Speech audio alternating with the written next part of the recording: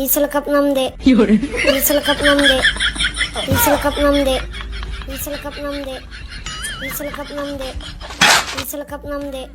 ಓ ಇವಂತ ಸ್ವಾಮಿ ಯೋ ಮರೆಯ 12 ಹೋಗಿ 13 ವರ್ಷ ಬಂತು, ಇನ್ನಾದ್ರೂ RCB ಕಪ್ ಗೆಲ್ಲಿಲ್ಲ.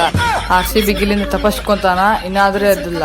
ಜನರಿಗೆಲ್ಲ ಕರೋನಾ ಚಿಂತೆ ಆದ್ರ ಇವ್ ಬರೀ RCB ಚಿಂತೆ ಆಗೈತಿ. ಇತ್ಲಾಗ ಇವ್ನ ತಪಸ್ಸು ಮುಗಿಲ್ಲ, ಆ ಕಡೆಗೆ RCBನೇ ಗೆಲ್ಲಲ್ಲ. ಇವ ಅಂತ ಸ್ವಾಮಿ ಯೋ ಮರೆಯ. ಈ ಸಲ ಕಪ್ ನಮ್ದೆ, ಈ ಸಲ ಕಪ್ ನಮ್ದೆ,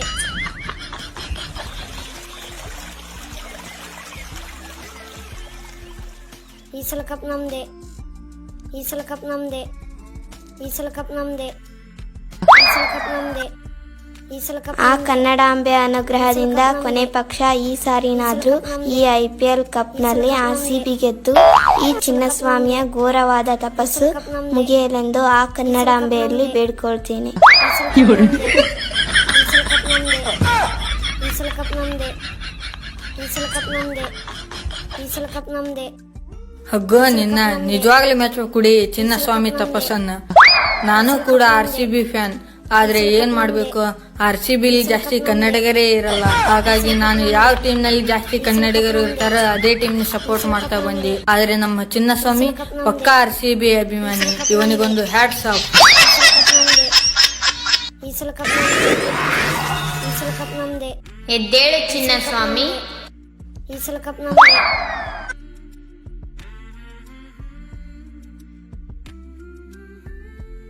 ನಿನ್ನ ಈ ಘೋರವಾದ ತಪಸ್ಸನ್ನು ನಾನು ಮೆಚ್ಚಿದೆ. ನಿನಗೆ ಏನು ಬರಬೇಕು ಕೇಳು.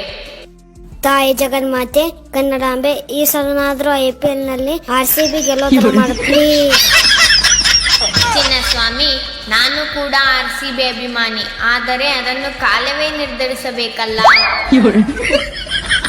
ಚಿಂತೆ ಬೇಡ ಚಿನ್ನಸ್ವಾಮಿ, RCBಗೆ ಶುಭವಾಗಲಿ.